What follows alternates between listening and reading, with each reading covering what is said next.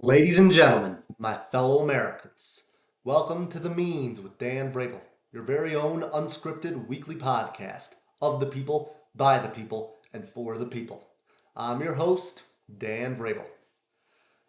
like to thank you all for joining us on our fifth official weekly episode, as we have had quite the eventful week, with many inquiries to address, matters to resolve, and realms with which to fundamentally expand our information in. So, without further ado, let us get into it.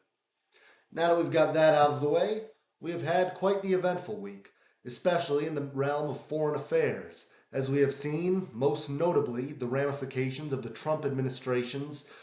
unprecedented actions within the realm of the Russo-Ukrainian war, as the Russian state, under tyrant and despot Vladimir Putin, has taken the largest land and air offensive into Ukraine since the war began 3 years prior, with a sudden surge in both troop offensives,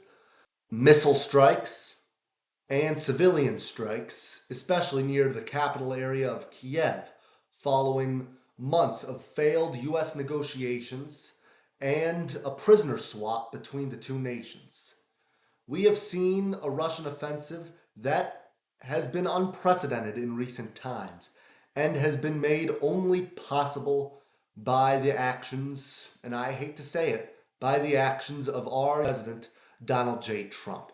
For the second Trump administration has seen an unprecedented and frankly un American policy of appeasement and isolation, favoring the forces of tyranny, namely the militarist Russian state and the communist Chinese state.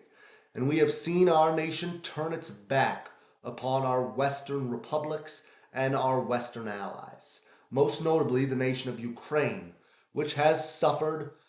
from an unwarranted and unjust, unprovoked invasion of their territory by an aggressive, hostile, and expansionist Russian state. However, this Russian offensive was only possible through the appeasement and the actions taken by Donald Trump, which have, in the 4 months since he has taken office, pulled nearly all military aid from Ukraine, given indirect and often overt backing and encouragement to the Russian dictatorship, and has notably presented numerous deals that were designed to deliver concessions of Ukrainian territory to the Russians. All deals, mind you, the Ukrainian state begrudgingly agreed upon, yet the bellicose Russian state time and time again has refused against the interests of peace and order. For to anyone who believes that the Russian state acts out of self defense or is acting in any interest other than military aggression, just look at the peace deals that have been offered time and time again. These deals that I fundamentally am not a fan of. These deals that would concede Ukrainian territory, most notably Crimea and the Donbas, to the Russian state. Deals that, in any just world, would not be imposed upon the Ukrainians, but deals that the Ukrainian people, in the interests of peace, have accepted anyways. These deals have been rejected unilaterally by the Russian government, who has sued for nothing but an all-out victory against the forces of Western republicanism and the forces of democracy. Fact is, Donald Trump at the moment and throughout his entire administration has thus far been far too soft on Russia, delivering almost direct encouragements of the Russian state, providing Vladimir Putin with a carte blanche to act against the interests of peace, order, and Western liberty. And if you ask me, both the United States and the entire forces of the Western world need to take an active role in combating this unwarranted war of aggression and to actively combat the forces of Russian tyranny. As the 21st century continues to unravel, it has become increasingly clear we cannot, will not, and must not tolerate tyranny in all of its forms. As dictatorship once again seeks to encroach upon peaceful democracies, and as the dark clouds of conflict once again brew throughout the world. Furthermore, we have seen the European Union pass the largest increase in military budget in its history, following the increased United States isolation and the policy of abandonment that has been pursued by the Trump administration, coinciding with an aggressive Russian offensive upon Ukraine. This budget increase has been unprecedented in its nature and the largest in European history. Yet, it may be a harbinger that the European Union and the nations within, namely Germany, may be gradually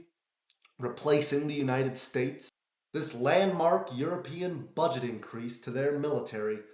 has been a multilateral move away from reliance upon the United States and the United States' role in NATO for providing defense to the Western Bloc. And frankly, although there is a certain degree of benefit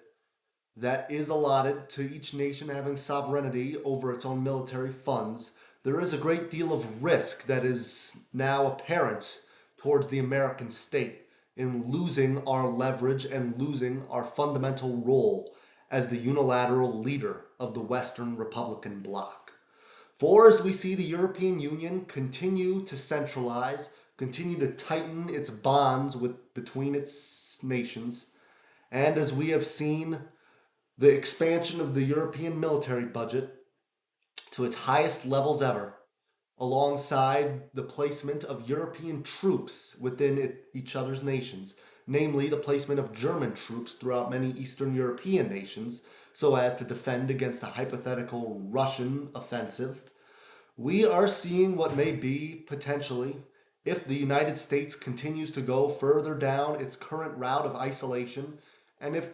the European Union continues to pick up where we are leaving off, we could see in 5, 10, 15 years' time the European Union become a potential new Western leader, become a potential new leader in the Republican bloc and in the fight against tyranny. Not even 10 years ago would the most conservative Republican have possibly imagined nor condoned the idea of the United States abandoning our obligations abroad as the world's foremost republic, to be the resolute defender and the resolute champion of republicanism the world over. So, although I am admittedly overjoyed to see the European Union and the nations of Europe take a tougher stance upon Russian tyranny and upon the forces of dictatorship, I am admittedly concerned that if we continue to go down this route as a government, that the American nation state may lose its place as the leader of the Republican bloc, and that the united order of Western republicanism and of noble republics the world over may not persevere throughout the 21st century. For there is a need for the United States as the world's foremost republic to take upon itself the duty that we have known since the times of Jefferson, to be a leader of the Republican bloc, and to be that noble empire of liberty that has enabled for the greatest heights of man to be achieved under the noble flag of a republic and the virtues of the masses. In other news, we have seen China increasingly encroach upon Taiwan. As we have seen the Chinese government increasingly encroach their naval forces upon the Democratic Republic of Taiwan, as China has undergone in recent years the largest military buildup of any nation and of any group in recent history, and arguably the largest armament program undertaken by any nation since the secret rearmament of Nazi Germany in the 1930s. We have seen China encroach not only upon the nation of Taiwan, but upon the city-states of Hong Kong and Macau, and even upon the American ally of the Philippines, by encroaching their naval reach throughout the southern sea of Asia. And we have seen the Chinese military ventures be declared an imminent threat by the United States Department of Defense and by American intelligence. For as the threat of Chinese invasion of Taiwan, according to American intelligence, looms ever so larger, and as the threat of Chinese expansion grows day by day, with their military swelling at the seams, growing ever so eager to expand their influence and their grasp. We face perhaps the greatest risk to our republic that we have seen since the Cold War, of a potential victory of tyranny over the forces of republicanism, and of a potential victory of communist China over the forces of Western republicanism, which ought to be headed by the United States of America. For we are entering a new Cold War between the forces of what ought to be a united Western front of republicanism and the threefold forces of tyranny represented by communism, headed by China, militarism and ultranationalism, headed by Russia, and Islamic fundamentalism, headed by Iran. And if we fail to organize a resolute, united front of Western republics and of noble republics, we face the threat of ceding both ground, diplomatic integrity, and the liberty of the world's republics to the forces of despotism and tyranny. Therefore, the United States ought not only to expand our military presence and our diplomatic presence within East Asia so as to expand our current ties in the region, to maintain our relationships with the republics of East Asia, namely Japan, South Korea, the Philippines, as Western democratic allies, but to further expand our influence and to expand our alliances within East Asia, to consist of Indonesia, Malaysia, Singapore, India, Bangladesh, Thailand, and Vietnam, all in the interest of containing Chinese aggression and bringing peace and order to the world. For what we need at the present moment is a wall of containment surrounding China. What we need at the present moment is a united Western bloc and a wall of containment consisting of the world's republics, dedicated to preventing any and all expansion and encroachment upon peaceful nations by the forces of tyranny and dictatorship. Furthermore, we have seen an emerging development within the conflict and standoff between the United States government and the rogue dictatorship of Iran,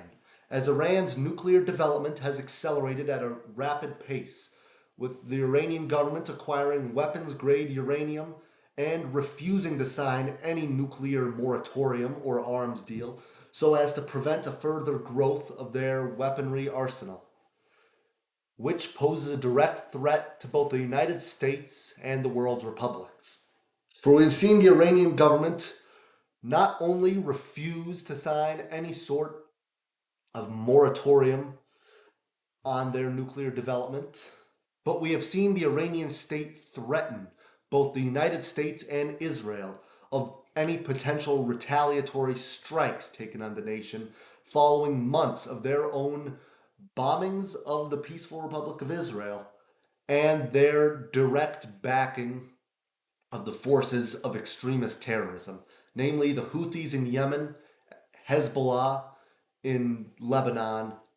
and the rogue former dictatorship of far left former Syrian President Bashar al Assad. And frankly, I think I speak for any rational American and any who may be concerned on the issue of defense that we are in need of direct preparation against a hostile Iranian state. For Donald Trump has in the past weeks been far too soft on our foreign adversaries, as these concessions granted not only to the Iranian state in refusing to deliver the proper force, resolute strength necessary to prevent further nuclear development, as well as Trump's own weakness and inability to stop the further encroachment of the Russian and Chinese states, has shown his inability to manage America's foreign affairs and his inability to lead America as the world's foremost republic on the world stage. For as I have seen this administration unfold throughout the recent months and weeks, I cannot help but see and say that the Trump administration has been the administration of crypto, corruption, and concessions. For we have ceded more ground than ever before to the forces of big tech, unregulated cryptocurrency, and unchecked technological forces that have so often been the safe haven for crime. We have ceded more of our public integrity to special interests and to the forces of blatant corruption than ever before. And we have ceded more of our diplomatic leverage and diplomatic strength to the forces of tyranny than ever before, as we have fundamentally abandoned our once noble role as the leader of the world's republics, and as that shining city on a hill that was spoken of by the poets of old. And frankly, it fills me with a great deal of sadness and a great deal of shame to see. In domestic news, Donald Trump, in blatant contradiction with his tough on crime stances and slogans, we have seen Trump pardon several convicted drug kingpins, notably the founder of an online crypto-based, crypto-funded drug trading network, Ross Ulbricht,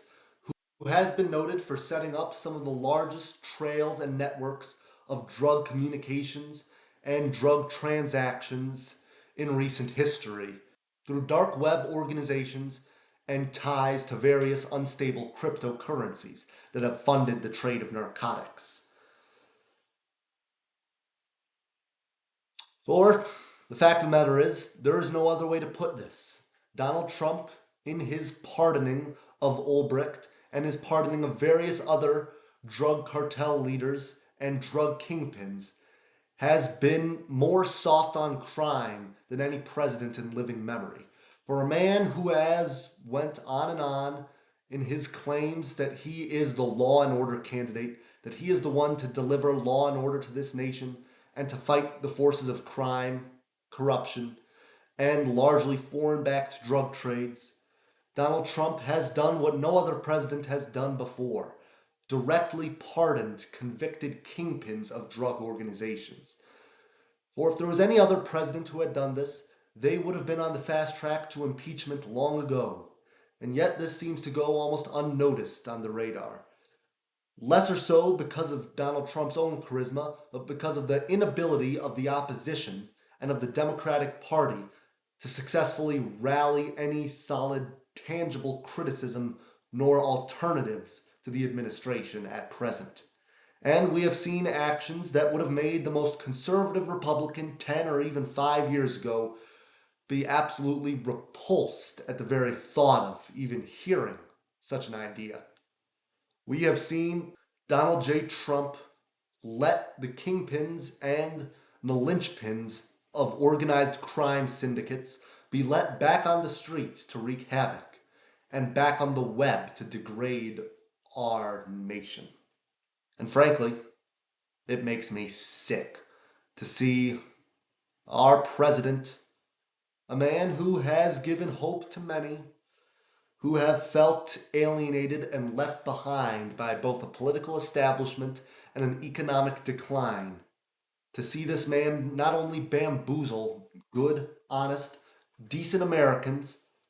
but to pardon the men who corrupt our nation's soul, and to see Donald J. Trump let men like Ross Ulbricht, convicted drug kingpins, back on the streets. It's a tragedy, folks. In other news, we have seen numerous health reports released by the Trump White House reportedly reliant on AI to produce and deliver sources, several of which have later been determined to be falsified, in what has been perhaps the most blatant and stunning demonstration of incompetence by an administration in living memory. For we have now seen the highest rungs of government polluted by the inaccuracies and the dangers of artificial intelligence and of reliance upon AI, as the Trump administration, most notably the Department of Health and Human Services, has lately relied upon artificial intelligence to conduct and construct reports that are unreliable and, for lack of a better vernacular, are plainly false. The fact that we as a nation have reached a point in which we are reliant upon artificial intelligence. The fact that our current administration has utilized artificial intelligence to conduct its own basic reports and to do its basic obligations is a rather telling sign of the incompetency of this current administration. One which has wreaked havoc upon the good people of this nation, and one which has degraded the dignity of our republic. Moreover, we have seen the emerging rift between Donald Trump and Elon Musk widen following the latter's departure from the United States government following a divisive, controversial, and unsuccessful stint within the newly created Department of Government Efficiency, or DOGE, which has been most notably responsible for the unconstitutional mass firings of tens of thousands of good, mostly hardworking government workers and government employees, alongside the untraced disappearance of hundreds of millions of American Medicaid dollars without a trace, like a ghoul in the night.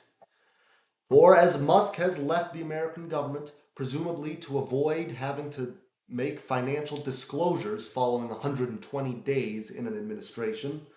we have seen the emerging conflict between the two men, predominantly over Donald Trump's proposed,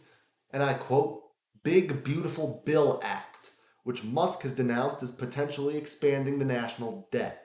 And although I must say I have a fervent disliking and a potent resentment towards the damage that Musk has caused our government, damage that has been unequaled by any man in the last 100 years, I must admit that he is right upon this, that Trump's proposed bill would have egregious consequences upon our national debt and our nation's fiscal health, potentially contributing trillions to an already inflated, swollen debt that has proven to continuously cripple our nation's financial state. However, beyond this one epiphany held by Mr. Musk, he has served to be a foreign monopolizer who has entered the United States government without judicial approval or congressional confirmation, and he has done near irreparable damage to our institutions. Yet, although the lion's share of this administration's corruption has occurred under the watchful eye of Elon Musk, the corruption of the Trump administration continues to go on, as Trump has continued to be tied to backroom crypto donations that are unregulated, unmonitored, and tied to foreign interests. Trump, through Trump Coin, has continued to exercise not only the most blatant, objective corruption in recent history, but he has made a mockery of the principles of our nation's executive branch. As ever so apparent in the last several months, Donald J. Trump has strengthened his ties not with the American people, but with foreign donors and the crooked forces of big tech and cryptocurrency. As the Trump administration has been arguably the most corrupt and incompetent administration in this nation's history, perhaps only rivaled by the administrations of Democrats James Buchanan and Andrew Johnson, directly before and after the Civil War. Moreover, beyond the corruption, we have seen Donald J. Trump once again contradict his own policy and continue the trend of one policy one day, another the next, and the same policy of the first day back on the third day, as he has once again raised tariffs on Europe to upwards of 80% on some steel products, following his prior loss in the trade war to China. For this grand inconsistency of Trump's economic policy has been unprecedented not only in American history, but in the wider history and record of sane fiscal policy throughout the history of man. This level of indecision and vacillation between both free trade extremism and isolationist high tariff policy has served to not only destabilize the American market, but wreak great havoc upon the American consumer and the reliability and credibility of the American nation state. And in the midst of heightening global tensions and what could potentially be a new Cold War, has only served to isolate the United States diplomatically,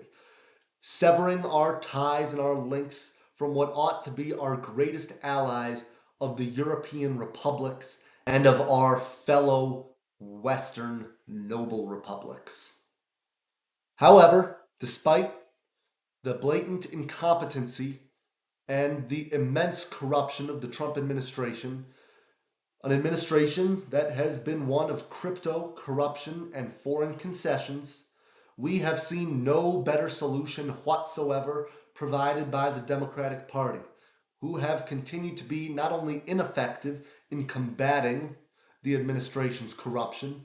but ineffective in presenting and providing a rational, popular alternative that appeals to the American masses as a whole. For we have seen the Democratic Party, following their devastating near landslide loss to Donald J. Trump in 2024, failed to properly speak to the American people and failed to present and provide a rational American destiny for the 21st century. And frankly, it's a tragedy. It has been a tragedy to see the Democratic Party sink further and further into radicalism, identity politics, and factional divides and conflict, rather than a united front of loyal, devoted servants of the Republic and servants of the people, willing to not only look after their government, but to look after their civilization as a whole. In the noble tradition of our nation's civil servants since the times of Washington. For we've seen the Democratic Party not only choose to address obscure, irrelevant culture war issues, but we've seen them refuse to address the issues that actually matter to the American people, aiding and alleviating the rising cost of living and fighting poverty, fighting corruption in our government, bringing back jobs to the United States, and honoring our role as world leaders. For although I never thought I'd say it, James Carville was right when he said that the number one factor that matters most to voters and to the American people is, always was, and always will be the economy.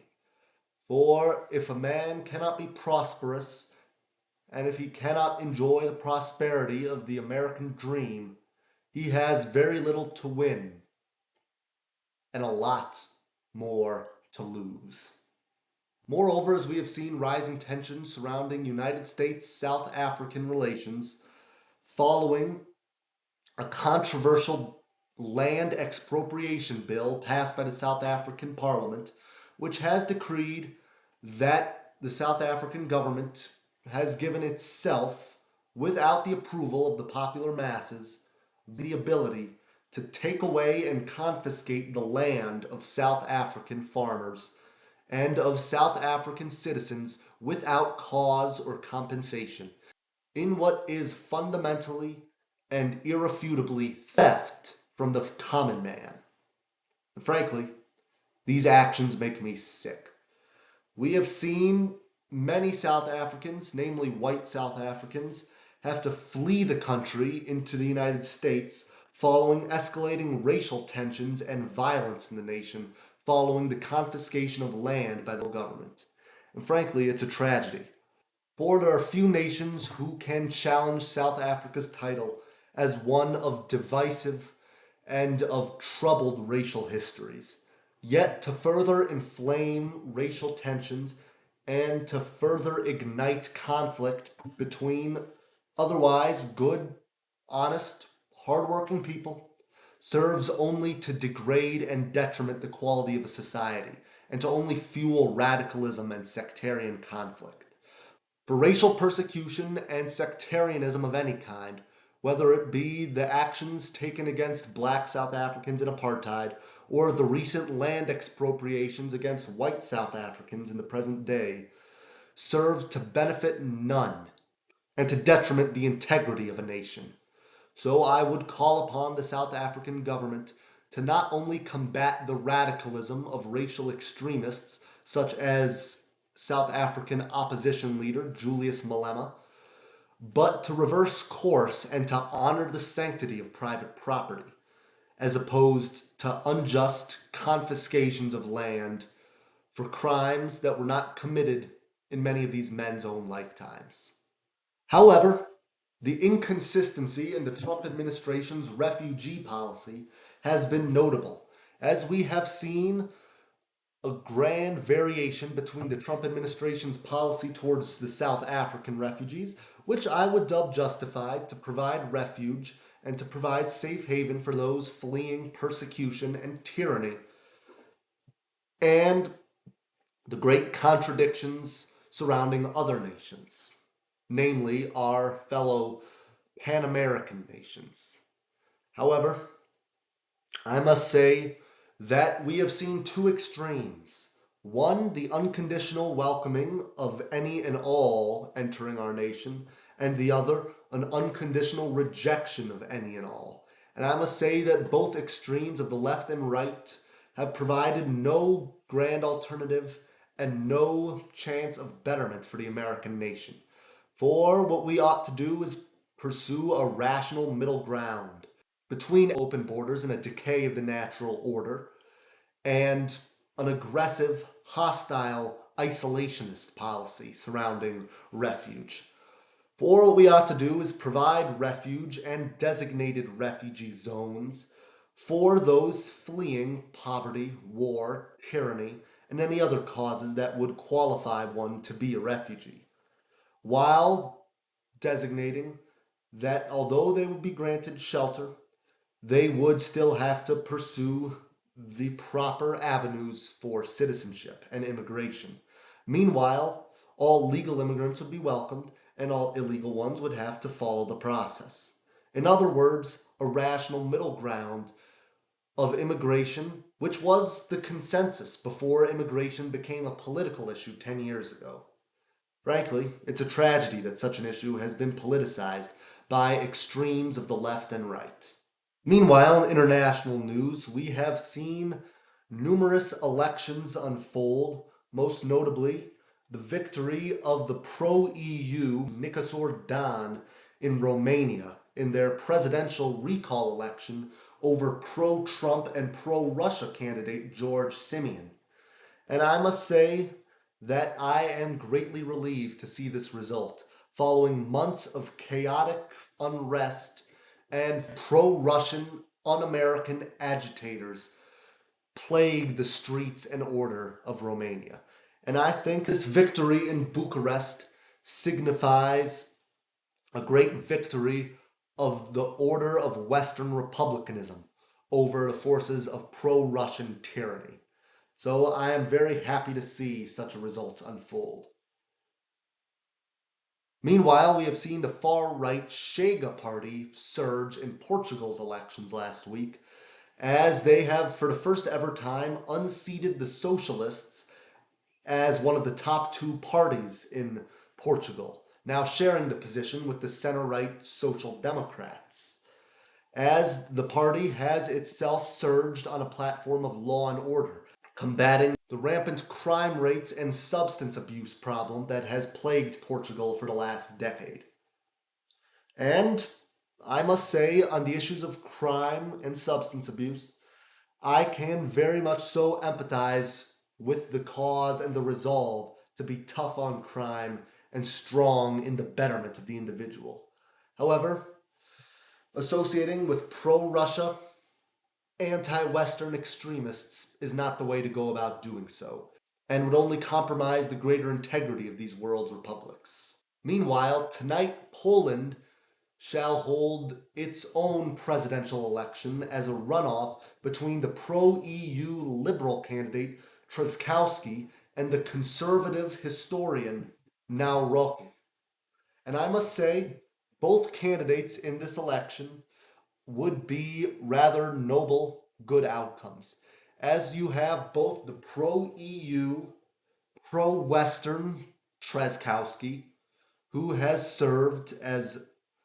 a strong supporter of a stronger Europe, and his conservative opponent, who has been, like most Polish politicians, a strong supporter of a hard line against the Russians, ramping up their defense budget, and of, rather interestingly, social programs for the poor. As in Poland, as well as many European nations, it is actually quite different from the American spectrum. You see, a lot of the conservative parties in these nations are actually economically more progressive. Meanwhile, the liberal parties are economically more small government. In other words, it's more of a libertarian big government split as opposed to a left right split. So, if I had to say who I would favor in this election, I must say I am neutral. I think both candidates in Poland would make incredible presidents, and these are one of the few elections in which I can sit back with a smile, knowing whatever outcome unfolds, the people of Poland will have a noble, good president come tomorrow morning. Lastly, in our weekly official section, reviewing what, if anything, Congress has been up to, Bill Watch. We have seen most notably Donald Trump's big, beautiful bill pass the House following an initial failure several weeks prior. As the bill is passed in an altered form that would cut nearly all Medicaid for the American people, rendering us with little to no government assistance and government health services. We have seen the Republican Party provide no alternative in what will keep America moving. As this proposed bill would raise taxes for 80% of Americans, would prevent any regulation at all upon artificial intelligence and cryptocurrency, potentially allowing for a free ride for the forces of big tech and unrestrained AI that poses a substantial threat to millions of American jobs, but would also be soft on crime and cut almost all of our social services while only increasing the national debt by several trillion. Frankly, this bill goes against not only any and all fiscal logic and logic regarding our budget, our deficit, and our national debt, but it would go against the very sacred duties of our government as both a regulator and of a leader. For just as it is a civilization's duty to look after her government, it is a government's duty to look after her civilization. So I can only say that I feel remiss if I would not say that this bill poses perhaps the gravest threat to America's fiscal economic stability of any bill in recent history, as it would gut our institutions, give a free ride to fraud, inflate our national debt, and potentially send millions of Americans deeper into poverty and despair.